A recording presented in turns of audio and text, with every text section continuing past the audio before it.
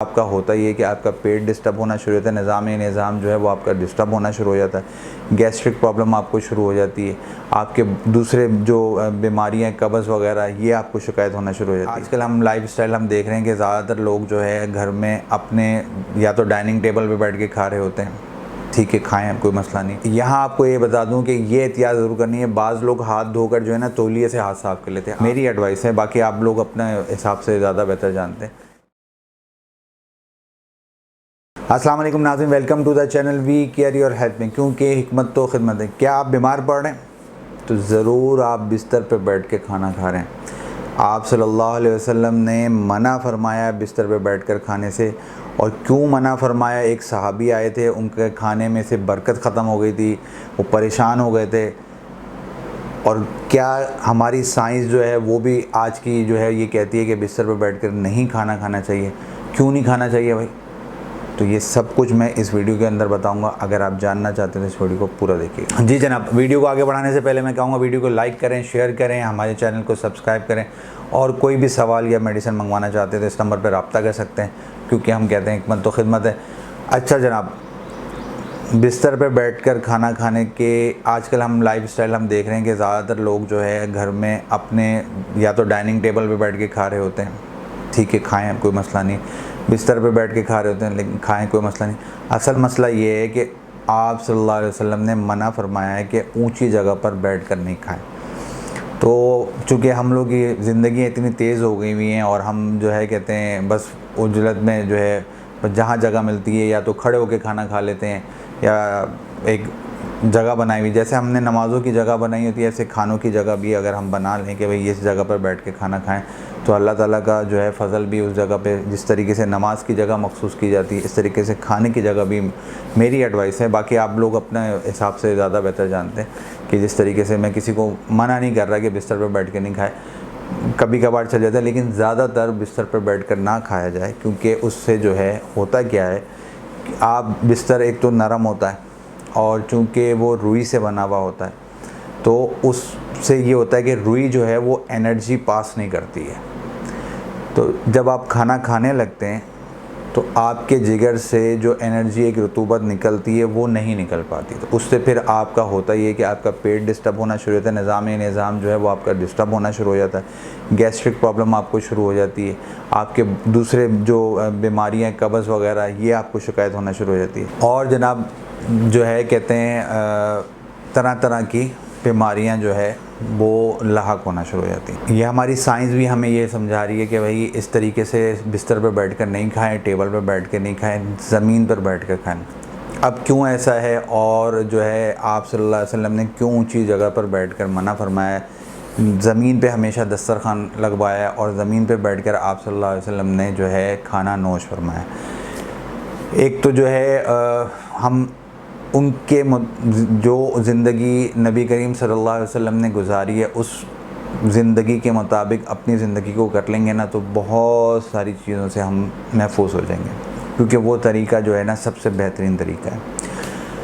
अच्छा जी, ज़मीन पर बैठ के खाने से ये होगा कि एक तो आप क्या क्या फ़ायदे होंगे। एक तो ये है कि आपके पेट, क्योंकि आप एक टांग उठा के खाएंगे तो आप भूख थोड़ी छोड़ के उठेंगे, उससे ये होगा कि आपका पेट जो है ना, जो हुक्म है कि भाई खाना थोड़ा सा जो है इतना भूख छोड़ के उठोगे, भाई फुल यहाँ तक मत भर लो, ये इधर बल्कि इधर तक ना भर लो, तो ये जो है ना एक नॉर्मल यहाँ तक इंसान भरे, और जो है इतनी भूख हो कि बस थोड़ा बहुत भूख का एहसास रहे कि हाँ भाई अभी भी थोड़ा सा भूखा है, तो आप सारी ज़िंदगी जो है ना बेहतरीन ज़िंदगी गुजारेंगे, आपका निज़ाम कभी डिस्टर्ब नहीं होगा। एक तो ये चीज़। दूसरा, ज़मीन पर जब आप बैठ के खाएं दस्तरखान बिछाकर, तो और बेहतर ये कि सारे अगर मिल बैठ के खाएंगे तो अल्लाह ताला का फ़ज़ल भी वहाँ पे होगा, और जिस घर में जो है ज़मीन पर बैठ के खाया जाता है उसमें अल्लाह ताला का नूर भी, ज़ाहिर सी बात है जब तरीक़ाकार आप नबी करीम सल्लल्लाहु अलैहि वसल्लम का इख्तियार करेंगे तो अल्लाह ताला का नूर भी आएगा वहाँ पर, रहमतें भी आएंगी, बरकतें भी आएंगी, फ़ज़ल भी आएगा, सब कुछ आ जाएगा। तो इसलिए इस तरीके से खाना ज़्यादा बेहतर है। और जैसा कि वो मैंने तज़किरा किया था कि एक सहाबी जो है वो परेशान थे, वो आप सल्लल्लाहु अलैहि वसल्लम के पास तशरीफ़ लेके आए थे हज, और तिरमिज़ी से भी ये साबित है कि आप नीचे बैठ के खाना फरमाते थे, जो खाना नोश फरमाते थे वो ज़मीन पर बैठ के खाते थे। और जो है सहाबी का मैं तस्करा कर रहा था कि वो सहाबी जो थे वो आप सल्लल्लाहु अलैहि वसल्लम के पास परेशान है कि मेरे रिज़्क़ की बहुत तंगी हो रही है, बरकत ख़त्म होती जा रही है। तो आप सल्लल्लाहु अलैहि वसल्लम ने कुछ नहीं पूछा, वैसे तो सरकार को सब मालूम था, लेकिन जो है उन्होंने ये डायरेक्टली सरकार ने पूछा कि तुम जो है चारपाई पे ऊपर बैठ के खाना खाते हो? तो साहबी ने कहा जी मैं चारपाई पर बैठ के खाता हूँ। तो चारपाई पे भी बैठ के नहीं खाने जाने, डाइनिंग टेबल आ गई, उस टाइम पे चारपाइयाँ थी, उस टाइम पे टेबल मेज़ वगैरह नहीं थी। तो अभी यही मकसद है कि ऊंची जगह पर बैठ के रहें। ठीक है, कभी कभार कोई बंदा इवेंट वगैरह पे चले जाता है, वहाँ नहीं हो सकता पॉसिबिलिटी, लेकिन घर में जब आप खाना खा रहे हो तो बेहतर ये है कि आप ज़मीन पर दस्तरखान बिछाकर और सारे साथ जो है मिलकर खाना खाएं तो ज़्यादा बेहतर है। अब खाना खाते हुए जब मैंने कहा कि आप सल्लल्लाहु अलैहि वसल्लम का तरीका इख्तियार करें, तो मैंने कुछ बातें जो हैं वो मद्देनज़र रखी जिसकी वजह से आप बीमार जल्द हो जाते हैं। तो भाई ये चीज़ों को भी इख्तियार कर लेंगे तो चीज़ों के इख्तियार करने की वजह से भी बहुत सारी बीमारियों से बच जाएंगे। तो एक तो सबसे पहले जो है जब भी खाना खाने लगे तो दोनों हाथ धो के खाएँ। बाज़ लोग जो है फटाफट बस यूँ हाथ गुजार के खा लेते हैं पानी के अंदर से, लेकिन नहीं, प्रॉपर तरीके से हाथ धो के खाएं। जब भी हुक्म है बल्कि हाथ धोकर इस खाना खाना चाहिए। तो हाथ धोकर जब भी खाना खाने लगें प्रॉपर तरीके से दोनों हाथों को धोएं, बिस्मिल्लाहिर्रहमानिर्रहीम पढ़ के आप जो है खाने को स्टार्ट करें। अल्लाह ताला की बरकत, रहमत, फ़ज़ल खुद ब खुद उस खाने के अंदर आ जाएगी। और दुआ करें कि इस खाने में अल्लाह ताला नूर और शिफा शामिल कर दे, ताकि जो है ना ये खाना आपके लिए बाइस बरकत और फ़ज़ल हो जाए। यहाँ आपको ये बता दूँ कि ये एहतियात ज़रूर करनी है। बाज़ लोग हाथ धोकर जो है ना तौलिए से हाथ साफ़ कर लेते हैं। आप सल्लल्लाहु अलैहि वसल्लम नहीं ऐसे फरमाते थे। जब भी आप सल्लल्लाहु अलैहि वसल्लम ने हाथ धोए उसके बाद आपने खाना डायरेक्टली तनावुल फरमाया। तौलिए से हाथ जो है वो खाना खाने के बाद आप करते थे, ताकि जो है जो खाने के अज़्ज़ा आपके उंगलियों पे लगे रह जाते हैं वो साफ़ हो जाए प्रॉपर तरीके से। तो उसके बाद आप तौलिए से साफ़ करें हाथ, और फिर आप नेचुरल जाके धोना चाहें धो लें, या टिशू पेपर से इस्तेमाल कर सकते हैं। आजकल टिशू पेपर आ गया हुआ है, तो टिशू पेपर से भी आप हाथ साफ़ कर सकते हैं खाना खाने के बाद।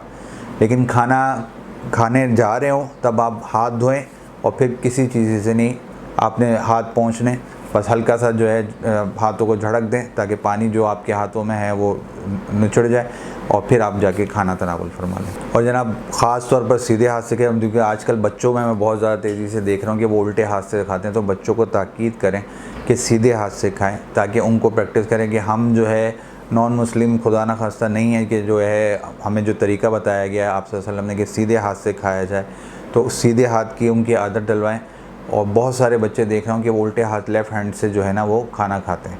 तो इसलिए जो है सीधे हाथ की आदत उनको डालेंगे, हम जैसी आदत बच्चों को डालेंगे वो वैसी आदत पड़ेगी। और शुरू में जैसे मैंने बताया कि भूख इतनी रख के खाएं कि आपको भूख का थोड़ा सा एहसास रहे। ज़्यादा गर्म खाना भी आप ना खाया करें। थोड़ा सा जैसे अब वहाँ पतीला उतरा नहीं और चम्मच से शुरू हो गए, ऐसा नहीं करना।